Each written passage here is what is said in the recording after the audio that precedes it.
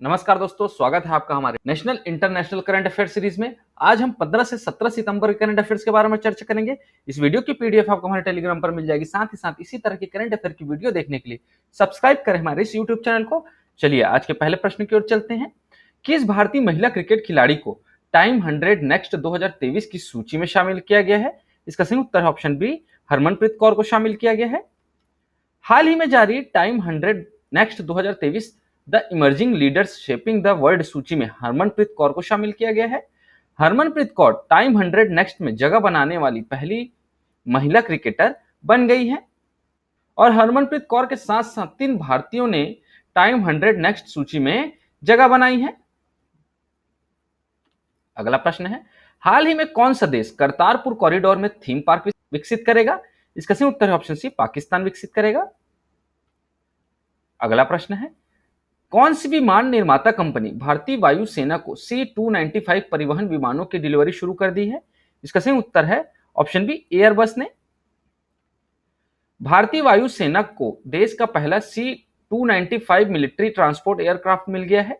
Airbase defence and space ने बुधवार को 21,935 करोड़ रुपए की परियोजना के तहत विमानों की डिलीवरी शुरू करते हुए 56 परिवहन विमानों में से पहला C-295 विमान भारतीय वायुसेना को सौंप दिया है। वायुसेना प्रमुख air chief marshal VR Chaudhary को स्पेनिश शहर सेविले में यह विमान सौंपा गया।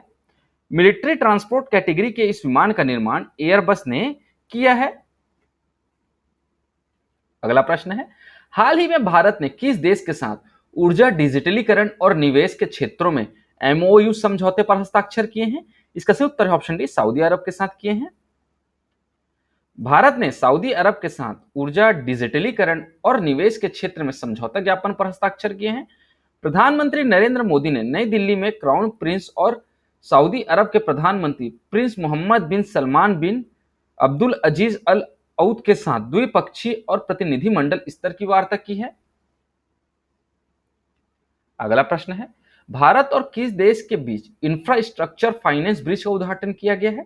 इसका सही उत्तर है ऑप्शन डी, यूनाइटेड किंगडम के मध्य किया गया है। दोस्तों ध्यान रखिएगा, आपको ब्रिटेन या यूनाइटेड किंगडम इन दोनों में से किसी भी नाम से ऑप्शन में दिया जा सकता है, इसलिए मैं दोनों नाम यहाँ पे मेंशन किया हुआ है।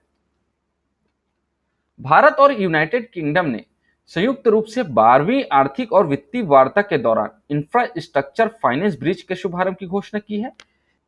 यह सहयोगात्मक पहल भारत में पर्याप्त बुनियादी ढांचे के निवेश के अवसरों को खोलने के लिए मिलकर काम करने के लिए दोनों देशों की निरंतर प्रतिबद्धता को दर्शाती है।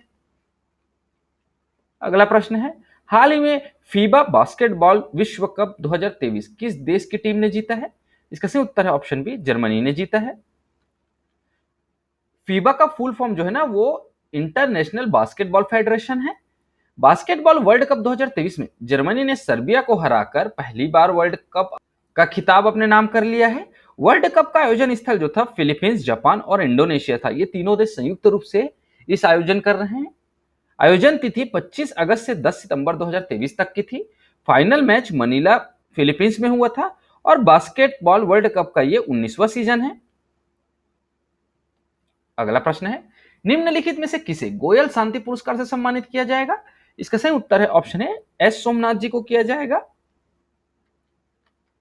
अंतरिक्ष अनुसंधान संगठन इसरो के अध्यक्ष एस सोमनाथ को गोयल शांति पुरस्कार से सम्मानित किया जाएगा। चंद्रयान 3 की सफल लैंडिंग के बाद एस सोमनाथ को कुरुक्षेत्र विश्वविद्यालय गोयल शांति पुरस्कार से सम्मानित किया जाएगा।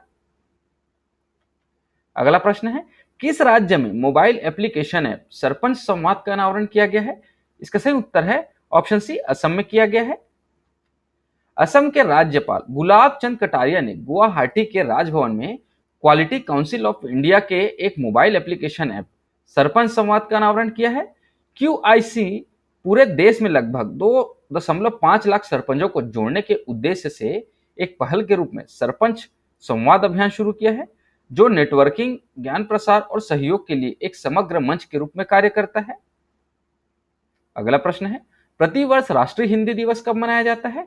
इसका सही उत्तर है ऑप्शन बी, 14 सितंबर को राष्ट्रीय हिंदी दिवस मनाया जाता है।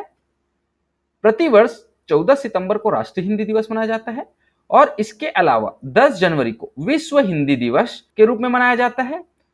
हिंदी दुनिया की चौथी ऐसी भाषा है जो सर्वाधिक बोली जाती है। वर्ष 1949 में भारत के संविधान द्वारा हिंदी को राजभाषा के रूप में अपनाया गया था। पहली बार वर्ष 1953 में राष्ट्रीय हिंदी दिवस मनाया गया था। अगला प्रश्न है, विश्व ओजोन दिवस कब मनाया जाता है? इसका सही उत्तर है ऑप्शन बी, 16 सितंबर को मनाया जाता है।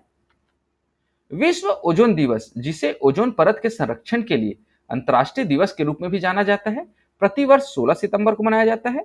2023 का थीम जो है ना ओजोन दिवस के लिए, उसको है Montreal protocol fixing the ozone layer and reducing climate change है। अगला प्रश्न है, हाल ही में किस रेलवे स्टेशन को ग्रीन रेलवे स्टेशन प्रमाणन प्राप्त हुआ है? इसका सही उत्तर है option A, Vijayawada railway station को प्राप्त हुआ है। विजयवाड़ा रेलवे स्टेशन को इंडियन ग्रीन बिल्डिंग काउंसिल द्वारा प्लेटिनम की उच्च रेटिंग के साथ ग्रीन रेलवे स्टेशन का प्रमाणन मिला है। विजयवाड़ा रेलवे स्टेशन को पर्यावरण मानकों में सुधार और यात्रियों को पर्यावरण अनुकूल सेवाएं प्रदान करने के प्रयासों के लिए प्रमाणन मिला है। इस स्टेशन की रेटिंग 2019 में गोल्ड से अपग्रेड होकर 2023 में प्लेटिनम हो गई है। अगला प्रश्न है, नेशनल ई विधान एप्लीकेशन एनवीए प्रोजेक्ट का उद्घाटन किसके द्वारा किया गया है? इसका सही उत्तर है ऑप्शन ए, राष्ट्रपति द्रौपदी मुर्मू द्वारा किया गया है। हाल ही में राष्ट्रपति द्रौपदी मुर्मू ने गुजरात विधानसभा में नेशनल ई विधान एप्लीकेशन का उद्घाटन किया है। नेशनल ई विधान एप्लीकेशन एनईवीए एक मिशन मोड परियोजना है, जिसके तहत देश की सभी विधायकों के कामकाज को कागज रहित बनाने का टारगेट है। विधान मंडलों को डिजिटल बनाने के लिए इसे वन नेशन वन एप्लीकेशन की थीम पर विकसित किया गया है। अगला प्रश्न है, डोपिंग मामले में रोमानिया की पूर्व नंबर 1 एक टेनिस खिलाड़ी सिनोमा हालेप पर कितने वर्ष का प्रतिबंध लगाया गया है? इसका सही उत्तर है ऑप्शन बी, 4 वर्ष का प्रतिबंध लगाया गया है। 2 बार की ग्रैंड स्लैम चैंपियन रोमानिया की 31 साल की सिनोमा हालेप को डोपिंग रोधी नियमों के 2 अलग अलग उल्लंघनों के मामले में 4 साल के लिए प्रतिबंधित कर दिया गया है। सिनोमा हालेप रोमानिया मूल की महिला टेनिस खिलाड़ी है, जो दुनिया की नंबर 1 खिलाड़ी रह चुकी है और अपने करियर में फ्रेंच ओपन 2018 और विंबलडन 2019 महिला एकल का खिताब जीत चुकी हैं। अगला प्रश्न है, हाल ही में FIH ने किस देश से ओलंपिक क्वालिफायर की मेजबानी के अधिकार वापस लिए हैं? इसका सही उत्तर है ऑप्शन सी, पाकिस्तान से वापस लिए हैं। FIH का फुल फॉर्म जो है ना इंटरनेशनल हॉकी फेडरेशन है। इसकी स्थापना 7 जनवरी 1924 को हुई थी और मुख्यालय जो इसका है ना लॉसेन स्विट्जरलैंड में है और FIH के अध्यक्ष तैयब इकराम हैं। ध्यान रखिएगा दोस्तों, अभी हाल ही में ना FIH ने पाकिस्तान से ओलंपिक क्वालिफायर की मेजबानी के अधिकार वापस ले लिए हैं। पाकिस्तान से संबंधित कुछ और भी करंट अफेयर है जो मैंने आपको पिछले वीडियो में आपको पढ़ा चुका है, तो वो भी हम एक बार रिवीजन कर लेते हैं। जैसे गीतिका श्रीवास्तव पाकिस्तान में भारतीय मिशन की प्रमुख बनने वाली पहली महिला बनी है और पाकिस्तान करतारपुर कॉरिडोर में थीम पार्क विकसित करेगा। अगला प्रश्न है, हाल ही में किस राज्य में खतरनाक निपाह वायरस के कारण अलर्ट जारी हुआ है? इसका सही उत्तर है ऑप्शन डी, केरल में अलर्ट जारी हुआ है। केरल के कोझिकोड में निपाह वायरस से 2 लोगों की मौत हो गई है। निपाह एक जूनोटिक बीमारी है जिसका अर्थ यह है कि संक्रमित जानवरों या दूषित भोजनों के माध्यम से मनुष्यों में फैलता है और निपाह वायरस जो है ना चमगादड़ और सुअर जैसे जानवरों से इंसान में फैल सकता है। इस बीमारी से मरने वालों की दर बहुत ज्यादा है। अब तक इसका कोई ट्रीटमेंट या टीका उपलब्ध नहीं है और WHO ने यह भी कहा है कि 25 साल पहले वर्ष 1998 में मलेशिया के सुंगई निपाह गांव में पहली बार निपाह वायरस का पता चला था। इसी गांव के नाम पर ही इसका नाम निपाह पड़ा है। अगला प्रश्न है, हाल ही में RBI ने ICICI बैंक के MD और CEO के रूप में किसे पुनः नियुक्त करने की मंजूरी दी है? इसका सही उत्तर है ऑप्शन सी, संदीप बख्शी को नियुक्त करने की मंजूरी दी है। अगला प्रश्न है, हाल ही में किस राज्य की कैबिनेट ने AFSPA हटाने के लिए सिफारिश की है? इसका सही उत्तर है ऑप्शन सी, असम ने की है। AFSPA का जो फुल फॉर्म है सशस्त्र बल विशेष अधिकार अधिनियम है। AFSPA सशस्त्र बलों और अशांत क्षेत्रों में तैनात केंद्रीय सशस्त्र पुलिस बलों को कानून का उल्लंघन करने वाले किसी भी व्यक्ति को मारने तथा बिना वारंट के किसी भी परिसर की तलाशी लेने एवं अभियोजन तथा कानूनी मुकदमों से सुरक्षा के साथ निरंकुश अधिकार देता है। नगाहों के विद्रोह से निपटने के लिए यह कानून पहली बार वर्ष 1958 में लागू हुआ था। दोस्तों, असम राज्य से संबंधित अन्य करंट अफेयर्स भी हैं जिसे हम पढ़ लेते हैं। दुनिया की सबसे लंबी क्रूज सर्विस असम में बनाई गई है, जो बनारस से डिब्रूगढ़ तक जाती है। Guinness book of world record में असम के बिहू फेस्टिवल ने अपना नाम दर्ज किया है और असम के कांजीरंगा राष्ट्रीय उद्यान क्षेत्र के निदेशक के रूप में कार्यभार संभालने वाली पहली महिला अधिकारी सोनाली घोष बनी है।